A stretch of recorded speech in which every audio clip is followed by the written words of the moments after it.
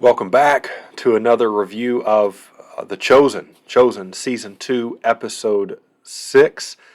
This episode, which we have just seen, begins with a flashback. You know, it's been a few episodes since we've begun this way, but it does begin with a flashback to David eating the bread of the presence, which we learn about in the Old Testament. And if we have a mind of where this comes up in reference in the New Testament, it of course has everything to do with Jesus being Lord of the Sabbath. So we're looking for that turn in the episode where the disciples are plucking grain as they're walking along on the Sabbath. And of course the episode does get there at the end.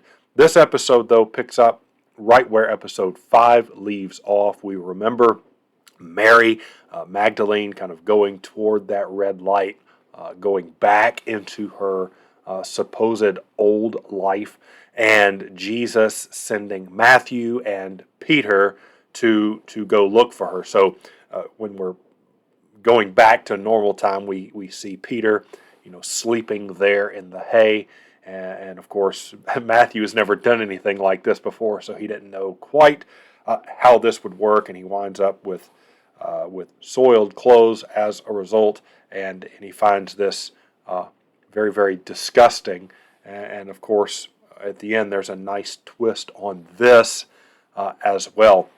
So when they finally locate Mary Magdalene, they find her drinking and gambling, and they're trying to bring her back to Jesus. They'll finally, meet her again in the alley and see this conflict, this inner conflict that she's really going through. She doesn't feel worthy to be able to go back to Jesus, and a lot of people can identify with this, with Mary kind of slipping into this sinful lifestyle. More on that in just a little bit. As the episode goes, we really see the disciples interacting with one another quite a bit. At this point, this many episodes in, a disciple's name can be called, and you can pretty much figure out who is who at this point. So that's very helpful as well. We learn about the arrest of John the Baptizer and his impending death, and we really start to see some of the disciples very sorrowful over that news, and finally we meet Jesus a little more than 30 minutes into the episode, and he goes into the synagogue, heals the man with a withered up hand, and then the disciples wind up plucking grain. Then on the Sabbath, they're approached by the Pharisees, who are quite upset about this and with their interaction with Jesus. So a lot of plotting from the Pharisees as well in this episode. So that's pretty much it in a nutshell. I really don't want to necessarily spoil the episode for those of you who haven't seen it and maybe are looking at reactions on the internet before you do see it. So I would recommend checking out the episode for yourself. Strengths, okay? I am growing more and more impressed with the Pharisees. Don't quote me on that, but in the context of the series, right? I really like their the way that they're going about plotting. That they're not just storming into cities and this and that. That there's actually that the creator of the show is actually showing some backstories here. That they're actually very methodical in their approach to Jesus, and I'm really, really appreciating that. I also like that they've brought in two historical figures, and I think I've talked about this before. This Hillel and Shammai debate. Those were the two main rabbis of the day in Jesus's time, and they kind of fell on two different ends of the spectrum with a lot of issues. So the fact that they're bringing in some of that history is helpful for me. The Shmuel character, he's trying to make a name for himself. He had come up kind of under Nicodemus. We saw at the end of season 1 he'd kind of gone a different way than Nicodemus, and he seems to be struggling too. Maybe he's second guessing the tradition at this point. So it's going to be interesting to see kind of how they work in Shmuel once the antagonism against Jesus gets really ramped up and we get toward the crucifixion, where he's going to fall. So I'm really enjoying the development of the Pharisees here.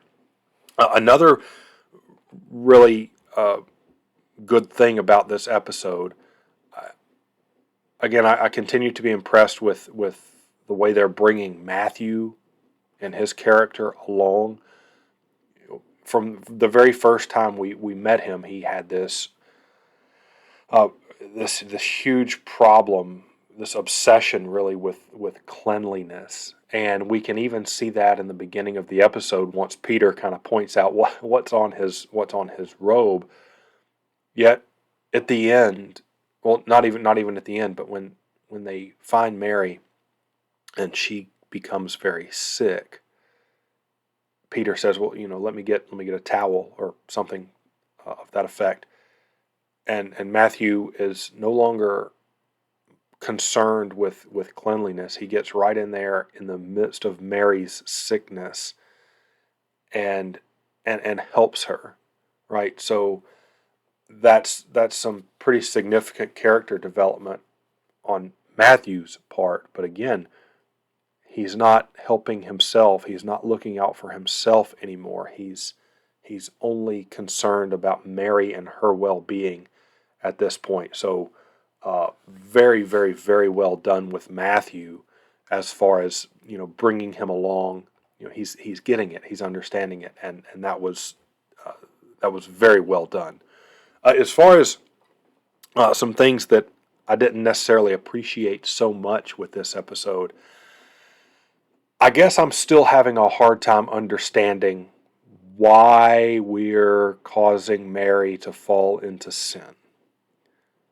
I know the creator of the series feels very, very strongly about this and has talked about this in just previous kind of added clips onto YouTube on the Chosen YouTube channel.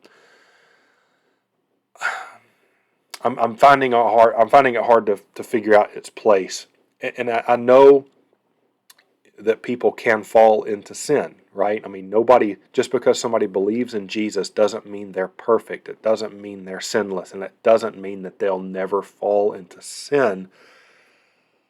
But I'm wondering why it's emphasized with Mary, especially in this way, right? What do the scriptures tell us about Mary? The scriptures tell us that she was possessed by 7 demons, right? The scriptures don't even necessarily talk about Mary being a prostitute. We kind of gather that, but it's not outright explicit. The scriptures don't tell us that Mary, in her demon possession, hung out in bars and was gambling.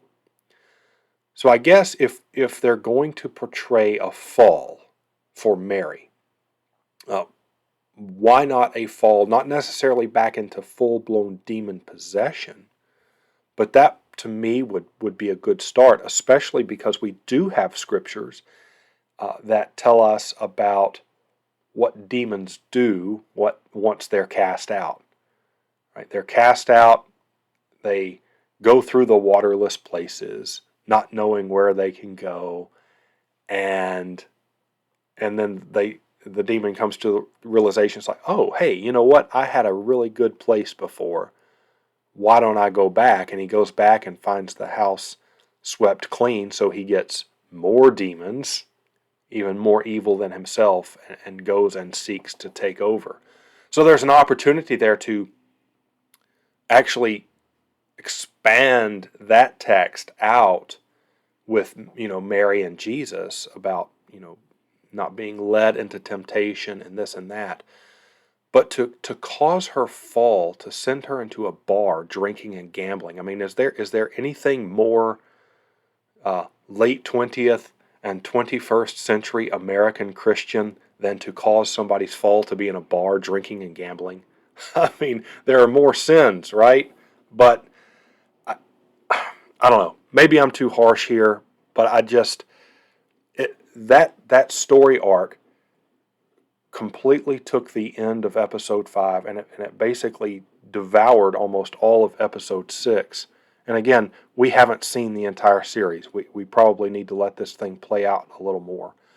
But it's really dominated this entire series. What's Mary Magdalene going to do next when it's not necessary. So it's a little out of place for me in my taste. Perhaps you like it, and it's really speaking to you, and maybe it is, and that's good. Good for you. It's just not my thing here.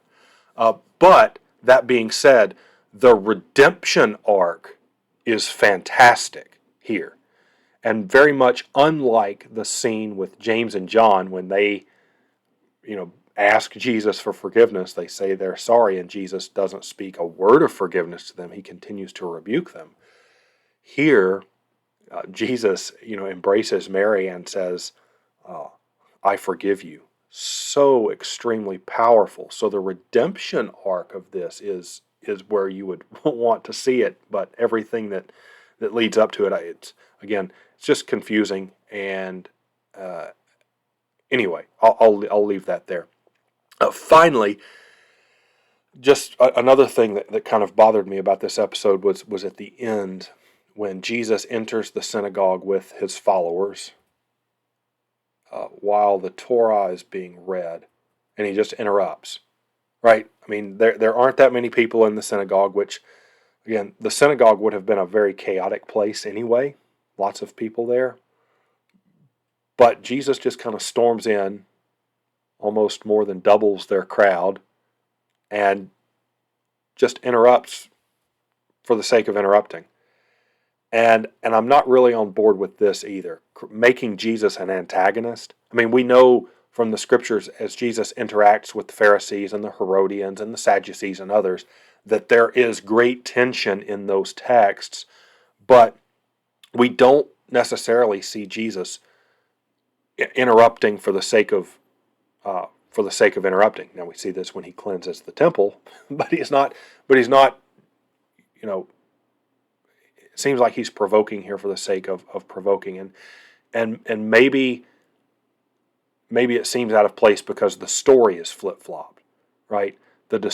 Jesus and the disciples are walking through the grain fields on the way to the synagogue in the scriptures, and then it culminates in the man with the withered hand in the synagogue. But the show flip-flopped these, so maybe that's why it seems a little bit out of place, right? Because they've seen him and the disciples plucking grain. Jesus has his interaction out there, and then they enter the synagogue, and the scriptures tell us that they're trying to trap him. They're looking at Jesus to see whether he's going to heal on the Sabbath, but they had already kind of been ticked off at Jesus in the grain fields up to this point. So the flipping of these accounts, maybe that's why it seems out of place for Jesus just to storm into the synagogue while they're reading the Torah. So you think about synagogue worship, that would have been pretty late for Jesus to show up. Now, I will say that when Jesus is in the synagogue, I love when one of the rabbis gets upset and he says, if he was supposed to be healed, God would have done it himself. And Jesus just looks back up and says, interesting point. So that's kind of a neat thing to see, right? Jesus, and this is how the scriptures will do things as well. People will say, well, Jesus never said that he was God. It's like, well, yeah, number one, he did, but number two, if we look at the things he's doing, they're only things that God can do. So to capture it in that way is a positive. I won't get into anything else. I've tried not to nitpick things so much. I mean, there are things along the way that that I could, but and I won't promise that I never will. But as far as this episode, I don't think any of the other things that I saw are necessarily uh, necessarily need to be brought up here as far as nitpicking or anything like this. You know, the show continues to be what it is. It's a show basically about the disciples. I would still like to see the introduction of Judas Iscariot. I still don't necessarily understand why all the disciples aren't there. They're making a big deal about, in the synagogue about women following Jesus, which, the scriptures make the point about not necessarily being women, but tax collectors and sinners and this and that. So I don't know. We'll kind of continue to see how the episodes play out. I think the next episode's coming pretty soon, so we'll have something to go off of from this episode, and maybe once they're all out to kind of go back and watch them through again and to see more things pop out. And some of these things that might be complaints of mine now might make sense in the future. That's what's kind of hard about going along episode by episode when we don't have the full picture in mind. So we'll let that be that for this episode. What did you think about it? I'm appreciating some of y'all's interaction out there. So what were your thoughts about the episode? What do you think about how they're portraying Mary? What about Jesus in the synagogue? What do you think about how his character is developing? Let me know. Comment down below, and we'll look forward to seeing you next time with The Chosen Season 2, Episode 7. Y'all have a great day.